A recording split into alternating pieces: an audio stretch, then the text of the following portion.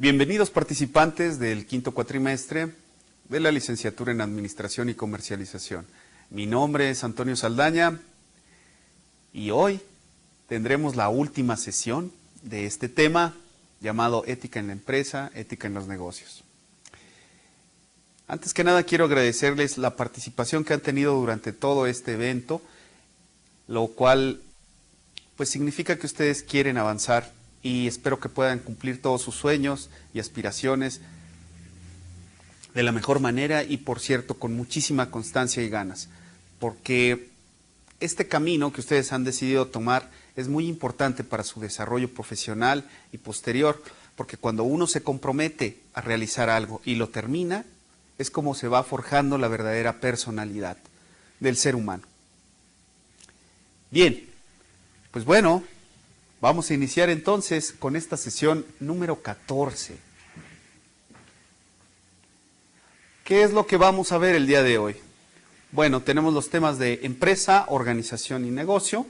Veremos sus definiciones y cómo en nuestro país pueden ser muy similares y sin embargo tienen un contexto diferente. Hablemos aquí de lo que puede significar como diccionario y lo que, bueno, podemos llegar a entender como personas que hablamos un lenguaje común. Bien, trabajo colectivo y apropiación del trabajo, hablaremos un poquito de los sindicatos, preservación de la empresa y las fuentes de trabajo. ¿De qué forma podemos lograr que nuestra empresa tenga una duración a futuro, en vez de que solo sea luz de un día o flor de un día? Que dure para mucho tiempo, que ayude a cumplir sus sueños y su realización a muchas familias, a muchas personas y que por supuesto dure para muchas generaciones. Bien, siendo esos nuestros temas, como siempre revisaremos los objetivos particulares, los cuales en este caso son comprender el concepto de la ética y su aplicación en los negocios. Y los objetivos específicos es distinguir el comportamiento ético en la empresa, así como sus características. Antes de continuar, estimados participantes, yo quisiera invitarlos a que revisen sus apuntes, a que estudien y que se preparen para el examen. Básicamente es un compromiso moral con uno mismo el estar preparado para responder a las preguntas que vengan en este examen. Por favor, no lo dejen para el último día. El cerebro humano aprende mucho mejor si va estratificando pequeñas cantidades de información durante un largo periodo de tiempo. Aprenden ustedes mucho mejor y mucho más si estudian 1 hora, 2 horas diarias, que si estudian 24 horas continuas y después presentan un examen. Es mucho más sencillo, mucho más relajado y además mejor para ustedes. Entonces yo los conmino a que por favor realicen lo que sea necesario para organizar su tiempo y lograr sus objetivos de una forma metódica y sin prisa, como se deben hacer las buenas cosas. Bien. Hablaremos entonces de este ámbito de la ética, definiendo los conceptos de empresa, organización y negocio.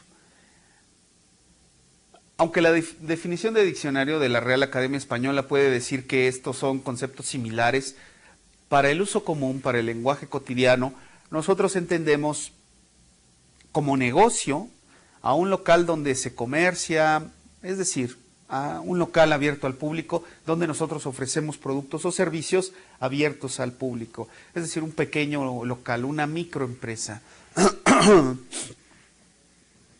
Puede ser ofreciendo un servicio, en este caso digamos una tintorería ofrece un servicio, o un producto, un local de comida, de pollos a la leña o de pollos al barro. Ofrece un producto que tú puedes llevar a tu casa y a cambio de cierta cantidad, pues bueno, puede ser tuyo. Bien. Nos referimos a la organización como una asociación de personas regulada por un conjunto de normas en función de determinados fines. Si nosotros tenemos en principio, voy a utilizar el pizarrón como para dejar un poco más claro este este concepto. Digamos, por ejemplo, ustedes tienen un local, un negocio.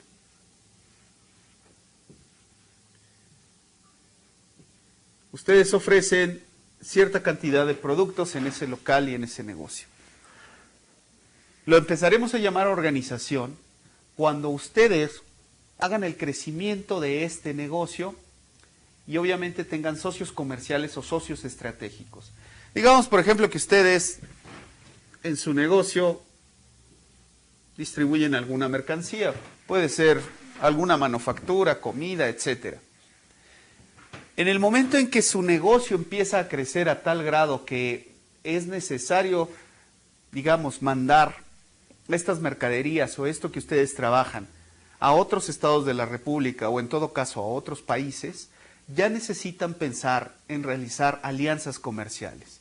Una alianza comercial se determina cuando sus socios de negocio tienen aquello que ustedes requieren, pero que a ustedes les saldría muy caro montar. Digamos, por ejemplo, ustedes requieren empezar a repartir, digamos, hablamos que ustedes venden pollos a la leña y quieren empezarlos a repartir a no solo muy diversas colonias en su área de injerencia, en su, digamos, el Distrito Federal, ustedes las quieren repartir. El Distrito Federal es muy grande, tiene diversas delegaciones. Su área de influencia podría ser toda su delegación. Sin embargo, salir de las delegaciones puede implicar un costo en tiempo y en gasolina, horas hombre, mucho más elevado. ¿Qué podrían hacer? Pues tal vez pensar en una asociación con otra empresa que, digamos, tenga motocicletas.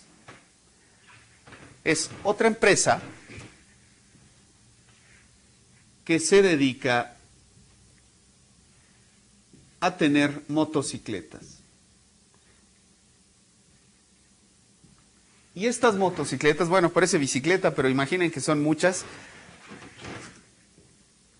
se dedica a repartir de forma como si fuera una mensajería todos los productos que uno les da. La cuestión es, a nosotros nos convendría comprar una flotilla de motocicletas y, digamos, no las utilizamos diario, porque el objetivo sería darle a trabajar a estas motocicletas durante un lapso, un turno completo de 8 horas, que se estén usando de forma continua, para que valga la pena la inversión, porque imaginen que tienen ustedes por semanas a veces detenida la motocicleta, y después en 1 o 2 semanas la utilizan continuamente. ¿Será rentable hacer un gasto para comprar motocicletas y tener a una persona que las maneje y que vaya a hacer las entregas, si es que en realidad nuestras entregas no son continuas? A mí me parece que no, que sería desperdiciarlo. Pero sí podemos entonces contratar los servicios de un servicio de mensajería que haga alianza con nosotros y que en todo caso pueda entregar nuestros productos a delegaciones en las cuales nosotros no llegamos. Es decir, aumentar nuestra área gracias a una alianza que hemos realizado con otra empresa que tiene características con las cuales nosotros no contamos, pero que en un momento dado podemos rentar, sin llegar a la necesidad de tener una flotilla de motocicletas. Ahora, en el caso de que nuestra empresa crezca lo suficiente como para poder tener nuestras propias motocicletas, generar las rutas suficientes y entonces hacer las entregas tal vez hasta con un tiempo determinado, bien, valdrá la pena entonces, pero no hasta que el crecimiento sea suficiente como para poder cubrir esos gastos y generar esas nuevas estrategias. Entonces hablamos de que es una organización con asociaciones. Claro, esto puede ser a un nivel micro, pero a nivel macro también puede ser. Vemos ejemplos de muchas fábricas refresqueras que su función principal es producir refresco, pero al momento de la distribución subcontratan a una empresa que tiene camiones y esta empresa se dedica a repartir el producto que nosotros producimos en una primera instancia. Entonces es una alianza virtuosa. Ellos siempre tienen trabajo gracias a nosotros y nosotros podemos repartir nuestros productos sin tener que concentrarnos en la logística relacionada con un camión, como serían mantenimiento, llantas, choferes, capacitación, seguros, seguros médicos, etc. Bien, si hasta aquí es claro esto, iremos por supuesto al siguiente estrato, que sería empresa. ¿Cómo podríamos catalogar entonces la empresa dentro de un lenguaje común? Porque si nosotros revisamos el diccionario de la Real Academia Española, pues nos va a decir lo siguiente, que una empresa es una unidad de organización dedicada a actividades industriales, mercantiles o de prestación de servicios con fines lucrativos. Es muy parecido a lo que hace el negocio y muy parecido a lo que hace la organización. Sin embargo, nosotros consideramos ya una empresa cuando lo está haciendo en grande, es decir, media o grande, que tiene una serie de distribución bastante amplia y que además sus niveles de producción son elevados. Es decir, tiene estándares de calidad y de producción, los cuales se mantienen durante mucho tiempo y durante un largo tiempo.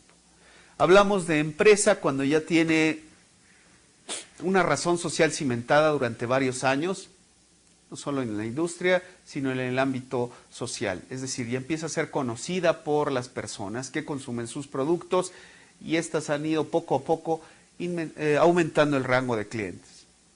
Si estamos aquí de acuerdo con esto, la empresa sería aquella la cual ya cuenta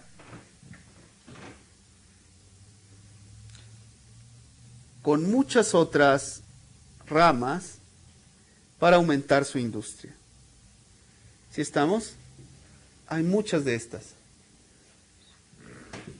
Tiene la oportunidad de crecer y de expandirse no solo a nivel regional, sino nacional y, ¿por qué no?, hasta internacional.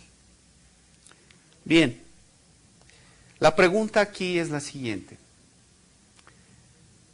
¿Deberá ser diferente la ética que nosotros aplicamos para el negocio, la organización y la empresa? Es decir, para ponerlo claro, podemos iniciar un negocio abusando de las personas, mintiéndole a las personas, siendo poco honorables, siendo impuntuales, siendo sucios, siendo groseros. A mí me parece que no.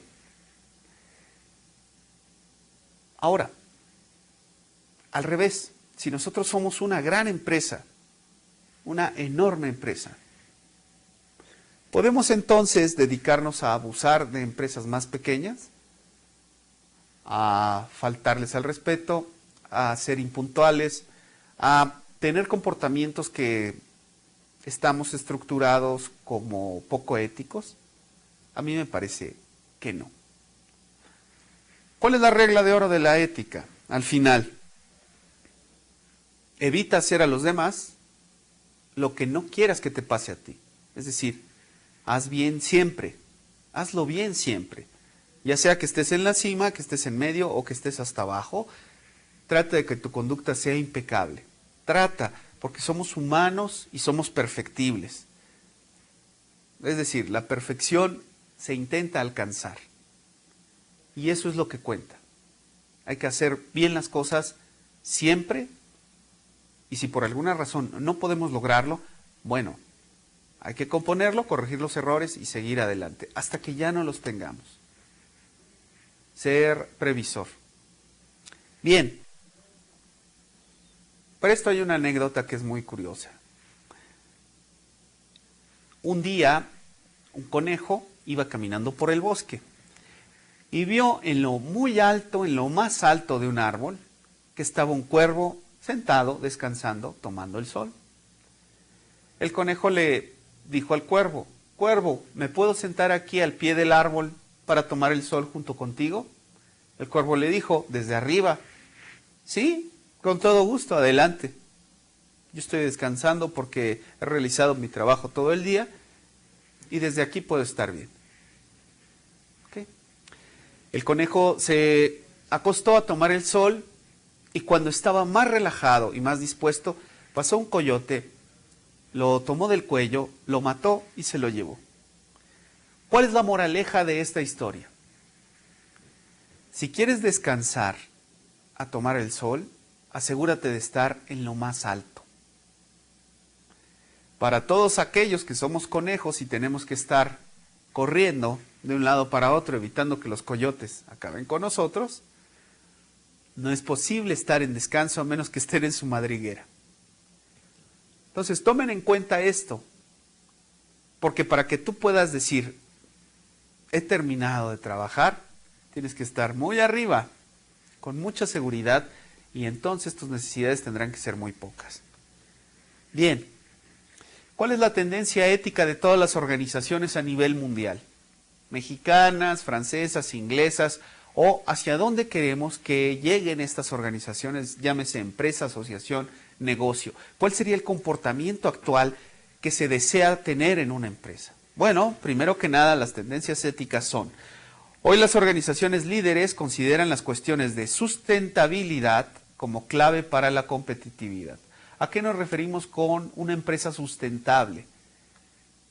Que aún y a pesar de que exista una crisis climática, de falta de agua, de falta de lluvia, de lo que tú quieras, una crisis como por ejemplo la influenza, o que cierren la empresa por malos manejos, o que quiebre por un administrador que sea poco ético, que pueda sostenerse gracias a la diversidad de productos que ofrece y que, es decir, tenga muchos lugares o amigos en donde apoyarse, que sea una empresa sustentable. Lo que se trata de evitar es precisamente estas empresas que se crean de la noche a la mañana, suben como espuma y después quiebran, rompiendo con las ilusiones, las esperanzas y por sobre todo con la economía de miles de personas que confiaron en que la empresa podía funcionar a futuro.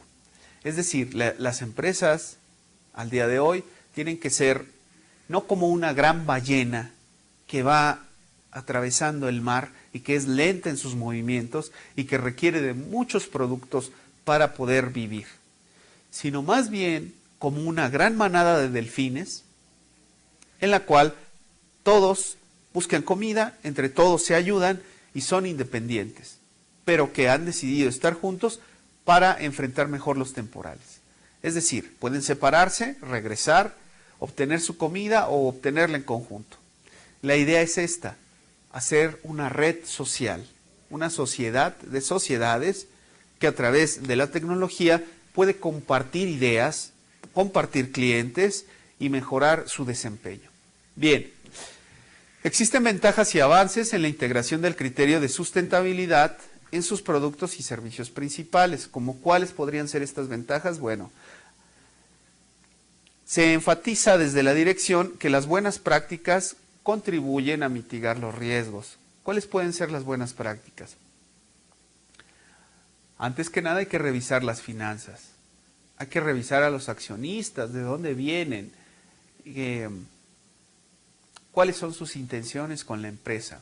Es decir, antes se recibía dinero de todos lados, lo importante era recibir dinero para poder solventar los gastos de la empresa. Ahora la idea es que todos aquellos que participen dentro de una empresa consideren los mismos valores como adecuados para ellos mismos y para todos los demás. Es decir, lo que estamos buscando son personas que piensen igual que nosotros para poder hacer que las empresas crezcan. Es decir, no es solo la búsqueda del dinero y el lucro, sino también la de los comportamientos más adecuados para que la empresa sobreviva a futuro. Si no te gusta lo que hacemos, si no te gusta cómo lo hacemos, entonces tal vez más bien no podemos compartir los beneficios y las ganancias contigo. Únicamente estarán dentro de la empresa aquellas personas que sean las más idóneas, las más adecuadas y las que estén conscientes de que la misión y la visión de lo que está haciendo la empresa es lo adecuado para ellas y para el mundo. Bien, se perciben oportunidades a largo plazo en las tendencias económico y social ambiental.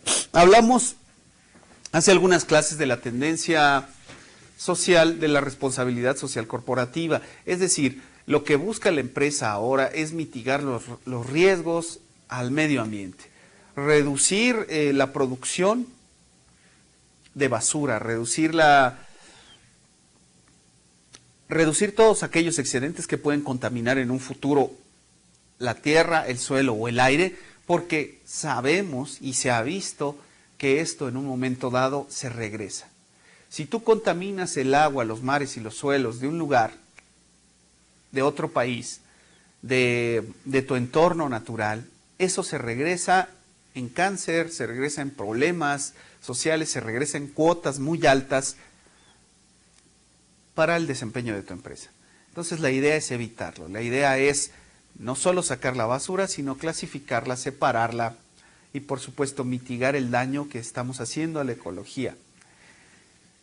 Obviamente, en segundo término, a la sociedad. Bien, la tercera tendencia, bueno, la siguiente tendencia ética sería redactar informes con evidencias de la gestión responsable, la cual pueden estar enterados y deben de estarlo todos los empleados y todas las personas, aun y cuando estos informes vayan dirigidos a los accionistas. Es decir, ¿cuáles son aquellas acciones que está realizando la empresa para mitigar el costo ambiental? ¿Cuáles son las acciones que está realizando la empresa para reducir los costos y para generar más beneficios? ¿Cuáles son las acciones que está realizando la empresa para que los empleados tengan una mejor calidad de vida, tengan más seguridad social y realicen su trabajo bajo normas de higiene y seguridad adecuadas y responsables, de forma responsable para poder estar mejor? Bien. Mucho de esto tiene que ver, por ejemplo, con las denominaciones de origen. ¿Qué tiene que ver una cosa con la otra? Bien, cuando tú tienes una denominación de origen, un producto, sabes que en realidad se trata de ese producto porque fue producido bajo estrictas normas de calidad, de temperatura y de lugar en un solo lugar. Es decir, el tequila se produce en Tequila, Jalisco. Y todas las botellas de agave azul que salgan de Tequila, Jalisco, llevarán una denominación de origen porque van bajo los estándares de calidad y las normas adecuadas para hacer un tequila. De cualquier otro lugar del país o del mundo serán aguardientes de agave o aguardientes de cactus, pero jamás serán tequila. ¿Por qué? Porque únicamente los tequilas van respaldados como lo que son. Y México los respalda.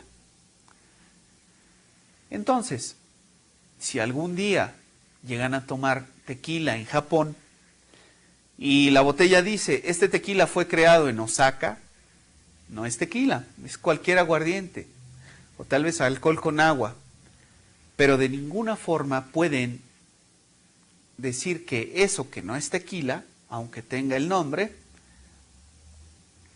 digo, si les llega a hacer daño, les llega a quemar la garganta o llegan a tener algún problema posterior, en ninguna forma van a poder eximir a nuestro país como que fue el creador de esa botella o de ese alcohol. La idea es esa, saber de dónde salió y que las personas responsables de su producción puedan determinar, bueno, esto fue creado bajo estos estándares y parámetros de calidad. Muy raro que alguien se intoxique con tequila. Bueno, me refiero fuera de la intoxicación normal que produce. Bien, ¿cuáles son los antecedentes de estas tendencias éticas corporativas? Bueno, básicamente la Agenda de Río de 2012 es cuando muchísimos países se reunieron a platicar cómo podían mejorar y evitar, cómo podían mejorar sus procedimientos y sus procesos y cómo podían evitar generar más basura y contaminación de la que ya tenían. Es decir, cómo podían lograr que sus empresas fueran más amigables, no solo con el medio ambiente, sino con la sociedad y sobre todo en la gestión económica de sus procesos. ¿Qué declaración hay? Bueno, pues es la siguiente. La causa más importante del deterioro continuo del medio ambiente global son los patrones insostenibles de consumo. Es decir, el procedimiento que antes se tenía o las costumbres que se tenían de compre, use, tire.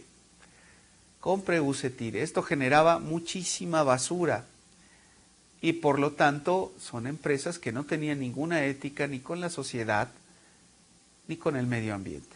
pero la ética cambió, se ha modificado. Dice, los patrones insostenibles de consumo, especialmente en los países industrializados, lo cual es un tema de gran preocupación ya que agrava la situación de inequidad y la pobreza. La cuestión aquí era, ¿a dónde iba a parar toda esa basura? Bueno, si no se reciclaba, pues iba a parar a rellenos sanitarios. ¿Y qué países ofrecían su tierra para rellenos sanitarios? Pues los más pobres, el tercer mundo. Oye, ¿tienes desperdicios nucleares en tu país y no los quieres ahí porque contaminan el agua, la tierra, a tus personas? Nosotros podemos hacer un hoyo en nuestra tierra y aquí ven y deposítalos. ¿Cuál es el problema a largo plazo de todo esto? Bueno, resulta que los mantos freáticos, aquellos ríos subterráneos que corren por abajo de muchos países y que a veces pasan hasta los continentes, se contaminan.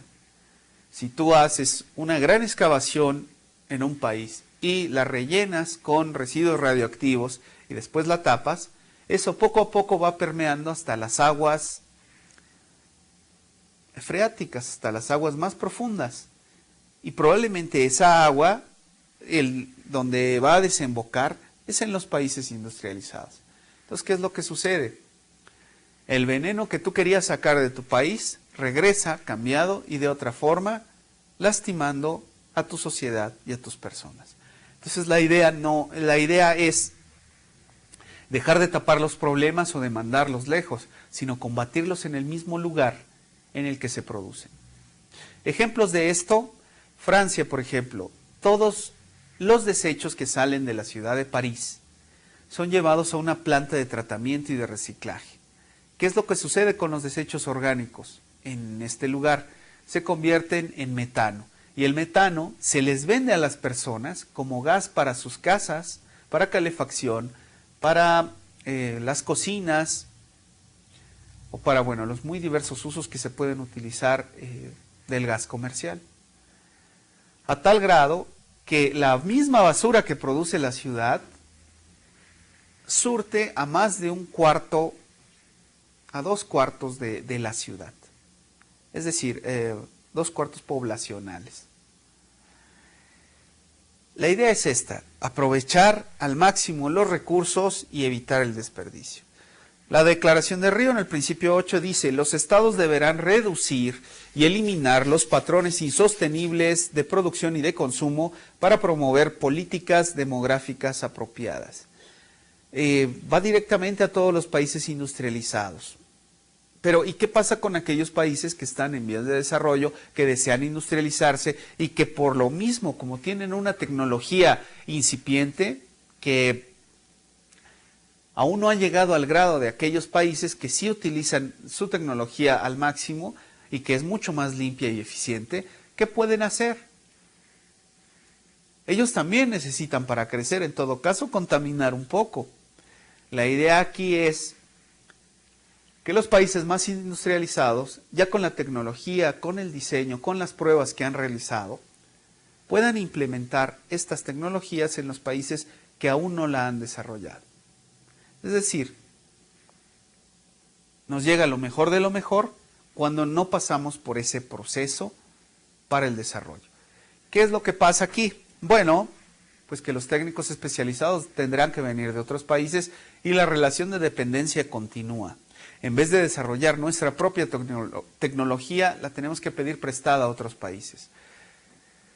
Siendo este cordón umbilical o ámbito casi esclavo en el cual no permite que nosotros tengamos ideas propias porque, pues bueno, se contamina y porque evita que el desarrollo de la sociedad sea de una forma más limpia. La idea, como siempre, es que, bueno, tecnología que llega de otros países puede ser aplicada, adaptada, tropicalizada y, bueno, posteriormente comercializada. Es necesario entonces mejorar la comunicación que se tiene con aquellos países que pretenden, o que fueron a la conversión de Río, mejorar el clima y el ambiente. Bien, veamos cómo ha sido la evolución de esto. En la década de 1990 lo que se pretendía era atacar el origen. ¿El origen de qué? de aquello que podía molestar o contaminar más a la sociedad. ¿Qué hacemos con la basura? ¿La queremos eliminar? Ah, pues vamos a quemarla. Sí, pero si la quemamos dañamos el ambiente. Bueno, vamos a enterrarla. Dañamos el agua y los mantos freáticos. ¿Qué podemos hacer? Vamos a compactarla. Y ya una vez bien compactada en bloques, se la enviamos a otros países. Sí, pero resulta que esos países son los que producen los alimentos para que consumamos nosotros. Si contaminamos su tierra, pues entonces se contaminan los animales y los animales los consumimos. ¿Qué podemos hacer? Bueno, buscar una alternativa diferente. ¿Qué es lo que se busca? Pues una solución tecnológica a la dirección.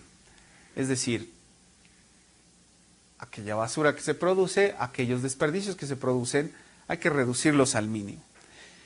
Hay un protagonismo del sector empresarial y empiezan a surgir aquellas empresas que se dedican a buscar de dónde pueden obtener los desperdicios de todas las demás empresas para reducirlas. Se habla de ecoeficiencia y de productividad verde, se empiezan a hablar de las azoteas verdes, se empieza a hablar de aquellas empresas de la industria sin chimeneas, de la industria que trata de reducir toda su huella de carbono al mínimo. Se habla de producción y consumo sustentable, es decir, en lugar de que se tenga una gran parcela de tierra donde tú vas a poder sembrar por vía temporal, es decir, si llueve, cosechas bien, si no llueve, no cosechas. Lo que se trata es de hacer cultivos intensivos en un pequeño espacio, o un muy reducido espacio. Se buscan cultivos hidropónicos, se buscan que estén cubiertos de los elementos, que la temperatura esté regulada. Es decir, poner la tecnología al máximo para poder ayudar a la producción y que sea mucho más eficiente en un espacio mucho más reducido Bien, se buscan el uso de tecnologías limpias, se empiezan a hablar de automóviles eléctricos, de automóviles que utilicen cualquier otra cosa que evite la gasolina, el petróleo o el diésel. Es decir, se utiliza la tecnología solar, aprovechar, por ejemplo, los techos soleados, cuando está muy soleada una azotea, pues bueno, empiezan a poner tubos por los donde circula agua y esta agua es calentada por el sol, y entonces se evita quemar gas o petróleo para poder calentar esta agua. Empiezan las tecnologías limpias o los edificios inteligentes, aquellos que detectan cuando hay movimiento, se prenden las luces y empieza a haber una promoción muy grande para los focos ahorradores. Bien, se estudian detenidamente los ciclos de vida del producto para saber en qué momento es necesario cambiar ese producto y enviarlo a reciclaje. Los envases de cada producto empiezan a cambiar. De ser plástico que no se podía reciclar, empiezan a cambiarse por cartón o por alguna otra materia que pueda ser reciclable, papel o plásticos que por medio de bacterias pueden ser desechos a los pocos años. Plásticos fotosensibles, los cuales si los dejas al sol empiezan a degradarse muy rápidamente. Bien, se habla del ecodiseño. ¿De qué forma se pueden aprovechar mejor las corrientes de aire, la luz solar? Es decir, la idea ya no es en un lugar muy pequeño, reducido en espacio, poner a toda la gente disponible, sino por el contrario, aprovechar los espacios de forma tal que se aproveche más el aire, el viento, el sol y el agua de lluvia. Bien, se habla entonces, a partir de los años 90, de la década de normas de estandarización. Con ello empezamos a hablar de ISO 9000, las cuales son normas administrativas de regulación para saber, por ejemplo, si tú vas a obtener o vas a realizar este producto, debes de detallar exactamente cuáles son todos los pasos para que puedas obtenerlo. Es decir, cuánto material gastaste, cuánta pintura, cuánto tiempo, cuántos operarios, todo eso debe de estar detallado para que tú puedas conocer el procedimiento y lo debas de registrar. Ahora, en el caso, por ejemplo, de fórmulas secretas o de detalles únicos de conocimiento que podrían servir como espionaje industrial, no tendrías que llegar a esos detalles, pero sí regular tus procesos, saber cómo llegaste ahí, que haya un plan específico para lograrlo. Y hablamos entonces de normas de estándares de calidad. Si hablamos, por ejemplo, de ISO 14000, nos referimos entonces al respeto por la naturaleza o al manejo de los residuos, ya sea tóxicos, tóxico-biológicos o potencialmente peligrosos. Bien, ahí tenemos algunas normas como los estándares internacionales, los ISO o el EMA. Bien, se habla entonces en la década del 2000 de integración y sustentabilidad, se habla de mejora continua, gestión integradas e incorporación del sector económico-financiero. La idea aquí es la siguiente. ¿Qué pasa si los subproductos de nuestra empresa son altamente contaminantes? Un ejemplo, la industria minera, para la extracción del oro, utiliza cianuro, y este cianuro debe de ser lavado en agua para poder obtener piezas de oro. Bien, ¿qué hacemos con el cianuro? Antes normalmente se iba a los ríos y bueno, terminaba eventualmente en el mar. Si el cianuro cae en los ríos, envenena a los peces, y envenena a los peces y esos son consumidos por las personas se van envenenando poco a poco y a lo largo de cierto tiempo de consumir esos peces, mueren. Entonces, no solo disminuye a las personas que están en la comunidad, sino tal vez no sabemos si esa pesca va a llegar a otros lugares y puede envenenar potencialmente a los ciudadanos. ¿Qué es lo que se hace ahora? Bueno, antes que nada se hace un circuito cerrado de agua y se filtra el cianuro. Es decir, el cianuro que utilizaron una vez se filtra y el agua que se utilizó una vez se vuelve a reutilizar. Es decir, es una cantidad de galones bastante grande que se utiliza durante mucho tiempo y muchas veces en este proceso. A grado tal de que después se puede filtrar esta agua y reobtener o reutilizar el cianuro durante muchas veces y mucho tiempo. Después, por medio de un proceso de lavado químico, se convierte el cianuro en otra cosa, en cianatos, que son un poco más manejables y compactos para después, posteriormente, ser desaparecidos de la faz de la tierra por un proceso de pulverización y, bueno, diversos procesos químicos que lo que llevan es a evitar la contaminación del medio ambiente. Bien, la idea de todo esto es que mejora la empresa, mejora no solo los procesos, sino la tecnología que utiliza. Y por supuesto, esto invita a muchos accionistas a que compartan con nosotros la aventura empresarial, gracias a que las tecnologías que utilizamos son de punta y son limpias, además de utilizar una energía que es adecuada. Bien, si este tema ha quedado claro, pasaremos al siguiente, que es el trabajo colectivo y la apropiación privada del trabajo. ¿De qué hablamos cuando hablamos de trabajo colectivo? Podemos hablar de cooperativas, de sociedades y de sindicatos. Bien, ¿qué definición tendrá el trabajo colectivo? Pues bueno, es la que se constituye entre productores, vendedores o consumidores para la utilidad común de los socios. Miren, en un momento dado es más sencillo vender en bloque y en conjunto que vender solo y únicamente un producto. Digamos, por ejemplo, que en un pueblo hay todas las personas del pueblo son campesinos, se dedican a sembrar productos del campo. Bien, si yo como productor, digamos, de jitomates o de aguacates, un solo producto, produzco jitomates, voy a la central de abasto y ofrezco mi producto, voy a obtener un cierto precio al que yo pueda negociar con esta persona o con el coyote o con este. Porque nada más ofrezco un producto. Pero en cambio, si yo llevo un bulk, es decir, una muy diversa gama de productos, y no voy solo, voy ya sea con los representantes de la asociación o representando a toda una comunidad, un pueblo, llevo 700 productos distintos para ofrecer, pues entonces puedo mejorar un precio más acorde con la realidad y que sea más justo. Muchas organizaciones actuales lo que hacen es hacer la negociación con las personas para que vengan directamente del fabricante o del campesino hacia las personas, obteniendo productos mucho más frescos.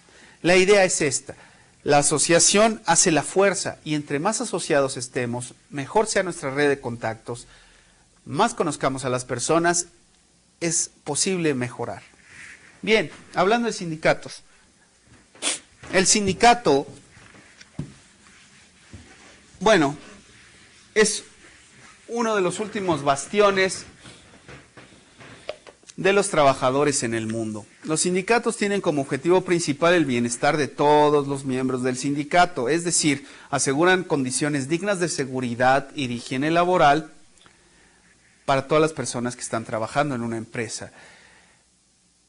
Lo que tienen básicamente es una capacidad muy importante para generar negociaciones y establecer una dinámica de diálogo social entre el empresario y los trabajadores. Es decir, hay representantes que lo que buscan es el bienestar de los trabajadores, es decir, repartir horas de trabajo con seguridad y salud industrial y, por supuesto, tiempo de ocio por un salario que puede considerarse justo. En esta etapa que estamos viviendo en el siglo XXI de capitalismo salvaje, los sindicatos tienden a desaparecer. ¿Por qué? Porque hay muchísima oferta en vez de demanda. En un principio, las fábricas tenían pocos trabajadores y pocos trabajadores calificados. Las personas se dedicaban principalmente al campo y podían vivir de lo que producían. Pero en las ciudades, donde no hay que producir, donde no hay campos que sembrar, pues bueno, se tiene que decidir entre si es una persona de un trabajador, un obrero, o bueno, se dedica a la administración. Pero es imposible vivir sin la sociedad, es decir, vivir sin la empresa, sobre todo en las ciudades. ¿Cuál es el problema aquí? A la empresa le conviene por mucho evitarse demandas y evitar tener sindicatos. Entonces los va desapareciendo poco a poco. Como hay muchísimas más personas que requieren de la empresa para vivir o que requieren de estas unidades administrativas para poder vivir, pues hay mucha oferta. Y entonces pueden seleccionar ellos con un criterio a veces totalmente fuera de lo lógico quién va a participar o no con ellos.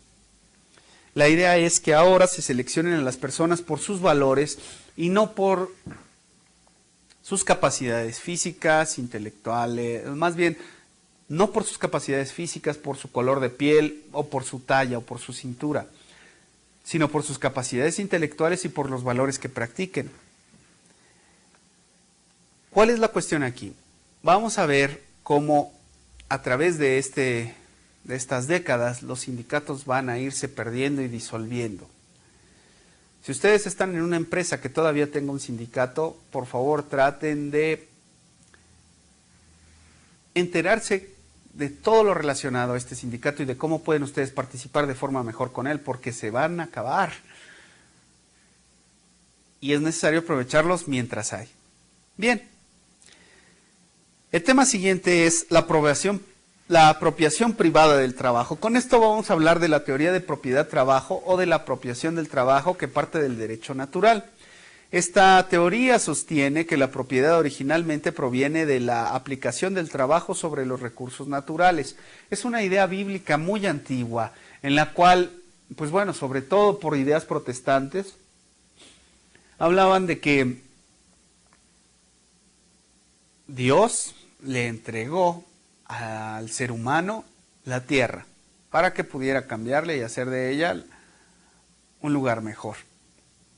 Tomando esta idea, pues bueno, sería aquella persona que trabaja la tierra es de su propiedad. Es decir, que modifica, que construye, que arregla. ¿A dónde nos llevaron estas ideas? Pues bueno, a deshacer el equilibrio natural y normal del mundo. En sus dos tratados sobre el gobierno civil, el filósofo John Stuart Locke pregunta con base a qué derecho un individuo puede reclamar como propia una parte del mundo, si se supone que el mundo es para todos. Cuando, según la Biblia, Dios le dio el mundo a toda la humanidad en común. Él responde, John Locke, que las personas son dueñas de sí mismas y por lo tanto son dueñas de su propio trabajo. Cuando una persona trabaja, ese esfuerzo entra en el objeto y así pues el objeto se convierte en la propiedad de la persona.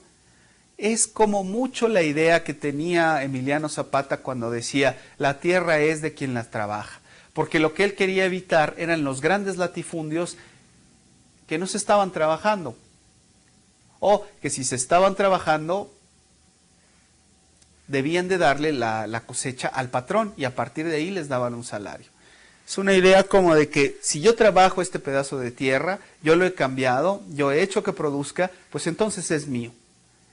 Si la persona tiene mucha tierra a su disposición y no la trabaja, pues no es de él. ¿Por qué tendría que pagarle yo a esta persona por trabajar su tierra? Si la tierra pues es de todo mundo. Bien, la idea aquí, según Locke, habla de la propiedad individual y de los derechos naturales. La idea de que los frutos del trabajo son de la persona que lo trabaja está muy bien porque crea un derecho de propiedad natural sobre el propio recurso. Pero Locke cree que la propiedad exclusiva es la primera necesidad para la producción. Es decir, ¿cómo puedes modificar una tierra o hacerla producir si no estás ahí? Sostiene que la relación entre trabajo y propiedad se refiere solo a la propiedad, al terreno, siempre y cuando éste no haya tenido dueño antes de que el trabajo se llevara a cabo. Porque esto, al ser malinterpretado, ¿qué es lo que generó?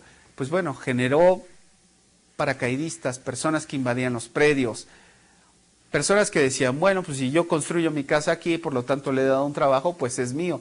Oye, pero esto pertenece a otra persona, ahí están los títulos de propiedad. No, bueno, pero no le está trabajando. Es una idea errada, porque digo, hay lugares en donde toda la tierra ya ha pertenecido a alguien, ¿y por qué tendríamos que quitarle algo que le pertenece a una persona? Sería un robo. La tierra en su estado original se considera como no apropiada por nadie, pero si un individuo aplica su trabajo a la tierra mediante la agricultura, por ejemplo, la convierte en su propiedad. El mero hecho de colocar una cerca alrededor de la tierra, en lugar de utilizar, de sembrarla, no quiere decir que sea tu propiedad.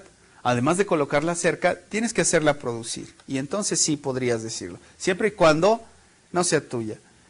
Bueno, Murray Rothbard, un economista muy famoso del siglo XVIII, afirma, si llega Colón a un nuevo continente, ¿es legítimo proclamar todo el continente como suyo o propio simplemente porque lo descubrió? A mí me parece que Colón o Robinson Crusoe tendrían que utilizar la tierra cultivada de alguna manera antes de poder afirmar su propiedad sobre ella.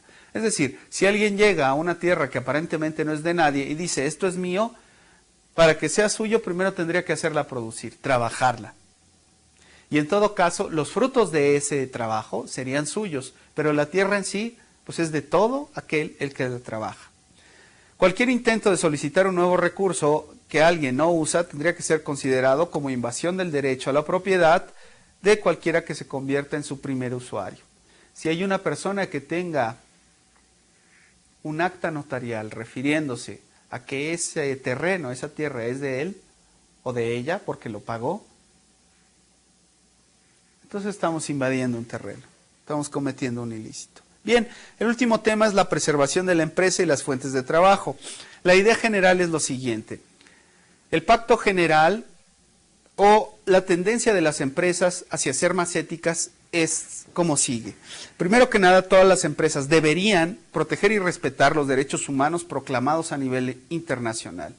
Evitar ser cómplices de abusos en los derechos humanos, respetar la libertad de asociación y el reconocimiento de los derechos de la negociación colectiva, en este caso, sí, prosindicatos, eliminar toda forma de trabajo forzoso o realizado bajo coacción, el trabajo esclavo, y erradicar el trabajo infantil. Abolir las prácticas de discriminación en el empleo y la ocupación, es decir, que no sea por tu raza o por tus credos que no te dejen trabajar, que no te permitan. Puede ser que escojan para trabajar a aquellas personas que tengan la capacidad intelectual y suficiente para hacer el trabajo. No por su raza, no por su credo, no por su edad. Bien, apoyar el enfoque preventivo frente a los retos medioambientales, es decir, industrias verdes, fomentar las iniciativas que promuevan una mayor responsabilidad ambiental, favorecer el desarrollo y la difusión de tecnologías respetuosas con el medio ambiente y trabajar contra la corrupción en todas sus formas, incluyendo la extorsión y el soborno, aun y a pesar de que sea práctica común en el país en donde se realizan. A nivel externo, se conmina a las empresas a que generen credibilidad y confianza entre los diferentes grupos de interés, puede ser la sociedad, los acreedores y los mismos trabajadores. Mejorar la reputación y la imagen de la compañía, evitando a todas aquellas personas, accionistas o negocios que no comulguen con los valores que la empresa está sosteniendo. Potenciar la lealtad de los clientes y los consumidores, siendo equilibrados en lo que se dice y en lo que se hace. Facilitar la transparencia, credibilidad y consistencia entre la actividad y la imagen pública de la empresa, evitando caer en malos manejos y aclarando por sobre todo cómo se está manejando la empresa actualmente. Permite la comparabilidad entre otras organizaciones, sí, claro, es decir, ser transparente. Un instrumento de competitividad y eficiencia empresarial, el cual puede ser, pues bueno, un informe de labores. A nivel interno, ¿qué es lo que queremos hacer? Incrementar la lealtad y el sentido de pertenencia y compromiso de los empleados al informarles a aquellos empleados que no conozcan lo que sean de nuevo ingreso y bueno, a los que ya lleven bastante tiempo, cuáles son los valores y cómo permitimos en esta empresa que se permeen a todos los demás. Generar confianza en los accionistas por medio del respeto a la misión y a la visión. Fomentar una cultura corporativa, es decir, ejercer los valores, practicarlos y hacérselos recordar claramente por medio de acciones a todos los empleados. Esto contribuiría a mejorar el clima laboral y, por supuesto, mantener la comunicación interna. Bien, estas son las fuentes de información de donde hemos sacado este tema. Y para terminar, yo quisiera, antes que nada, a nombre del Colegio de Empresarios, desearles, por supuesto, que tengan un gran éxito en todas las empresas que ustedes se propongan, agradecerles por su participación y felicitarlos por llegar al término de esta etapa. Todos los que formamos parte del Colegio de Empresarios que deseamos que continúen su proceso de crecimiento hasta llegar al éxito y a la excelencia, de forma ininterrumpida y siempre. Antes que todo les deseamos mucha suerte y muchísimas gracias por escuchar estas pláticas referidas a la ética en la empresa y en los negocios. Mi nombre es Antonio Saldaña y ha sido un placer y un gusto haberlos acompañado en estos temas. Muchas gracias.